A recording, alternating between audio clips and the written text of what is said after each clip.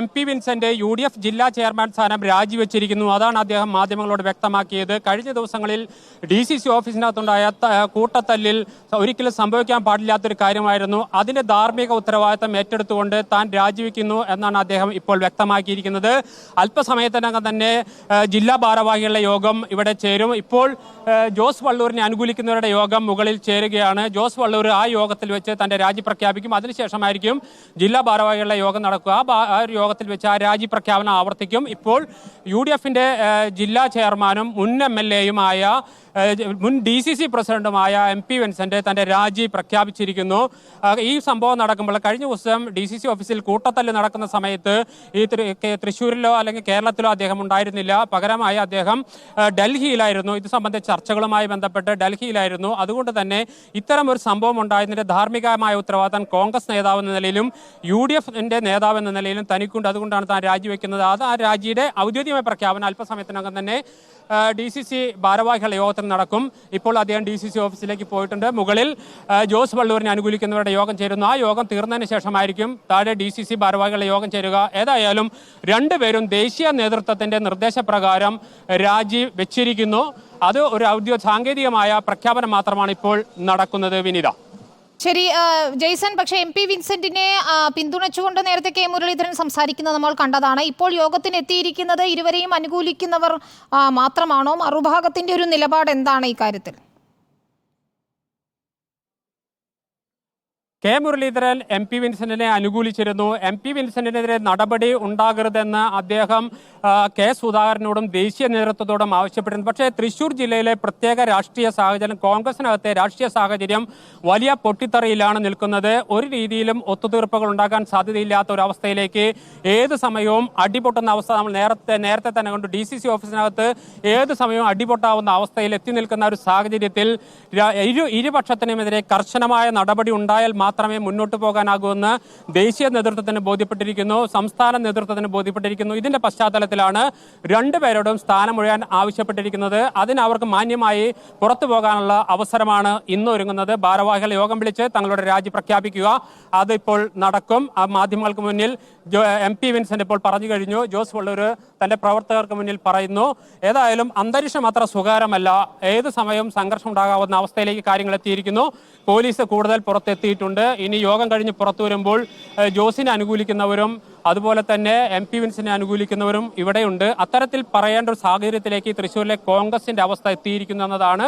അല്പസമയത്തിനകം തന്നെ ജോസിനെ അനുകൂലിക്കുന്നവരുടെ യോഗം തീരും. അതിനുശേഷം ജില്ലാ ഭാരവാഹികളുടെ യോഗം ആരംഭിക്കും. അതിൽ വെച്ച് ജോസ് വള്ളൂരും MP വിൻസെന്റും സാങ്കേതികമായി ഔപചാരികമായി തങ്ങളുടെ രാജി പ്രഖ്യാപിക്കും. ശരി, ജെയ്സൺ ചാമോളപ്പിലാണ് വിവരങ്ങൾ നൽകിക്കൊണ്ടിരിക്കുന്നത് തൃശ്ശൂർ DCC ഓഫീസിൽ നിന്നും. അവിടെ അല്പം മുൻപ് ഒരു സംഘർഷാവസ്ഥ നിലനിന്നിരുന്നു. ജോസ് വള്ളൂർ പക്ഷത്തെ MP വിൻസെന്റ് പക്ഷത്തെ ആളുകൾ അവിടെ എത്തിയിരുന്നു. ഇപ്പോൾ ജോസ് വള്ളൂർ പക്ഷത്തുള്ളവർ യോഗം ചേർന്ന് അദ്ദേഹം അവിടെ രാജി പ്രഖ്യാപിക്കുന്നു എന്നാണ് മനസ്സിലാക്കാൻ കഴിയുന്നത്. MP വിൻസെന്റ് അല്പം മുൻപാണ് DCC ഓഫീസിലെത്തിയത്. അദ്ദേഹം രാജി പ്രഖ്യാപിച്ചു കഴിഞ്ഞു. DCC ഓഫീസിലുണ്ടായ കൂട്ടത്തല്ലിന്റെ ധാർമ്മിക ഉത്തരവാദിത്തം ഏറ്റെടുക്കുന്നു എന്നാണ് MP വിൻസെന്റ് പറഞ്ഞത്.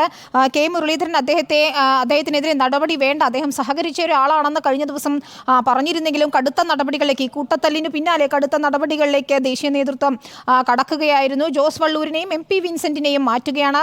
പകരം താൽക്കാലിക ചുമതല VK ശ്രീകണ്ഠന് നൽകുന്നു. ജോസ് വള്ളൂർ അദ്ദേഹത്തെ അനുകൂലിക്കുന്നവരുടെ യോഗത്തിൽ രാജിപ്രഖ്യാപനം നടത്തും. അതിനുശേഷമായിരിക്കും മറ്റ് യോഗം ചേരുക എന്നാണ് ജെയ്സൺ ചാമോളപ്പിൽ റിപ്പോർട്ട് ചെയ്യുന്നത്.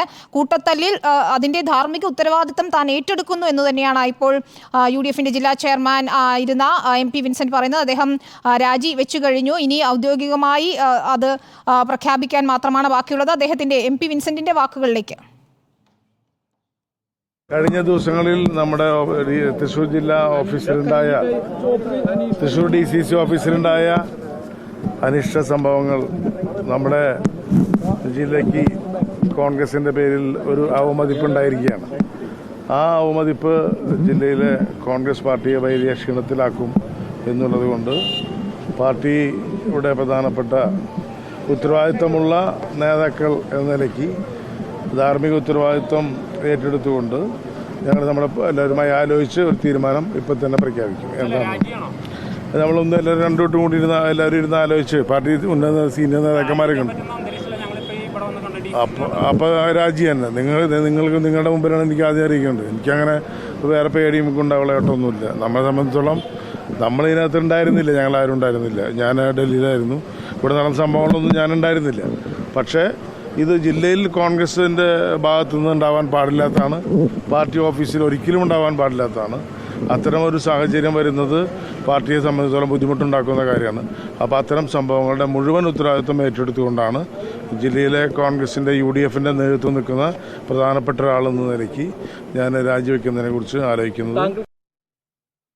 തൃശൂർ DCC ഓഫീസിലെ കൂട്ടത്തല്ല് പാർട്ടിക്ക് അവമതിപ്പുണ്ടാക്കി ഒരിക്കലും സംഭവിക്കാൻ പാടില്ലാത്ത കാര്യമായിരുന്നു എന്നാണ് MP വിൻസെന്റ് പറയുന്നത്. അതിന്റെ ധാർമ്മിക ഉത്തരവാദിത്തം ഏറ്റെടുത്തുകൊണ്ട് മാധ്യമങ്ങൾക്ക് മുന്നിൽ അദ്ദേഹം രാജി പ്രഖ്യാപിക്കുകയും ചെയ്തു. ജോസ് വള്ളൂർ അല്പസമയത്തിനകം തന്നെ ഔദ്യോഗിക പ്രഖ്യാപനം നടത്തും. ഏതായാലും കടുത്ത നടപടി ഇരു നേതാക്കൾക്കുമെതിരെ ഉണ്ടായിരിക്കുന്നു. ഇനി എന്താണ് തൃശൂർ DCCയിൽ സംഭവിക്കാൻ പോകുന്നത്, തൃശൂർ കോൺഗ്രസിൽ സംഭവിക്കാൻ പോകുന്നത് എന്നാണ് അറിയേണ്ടത്.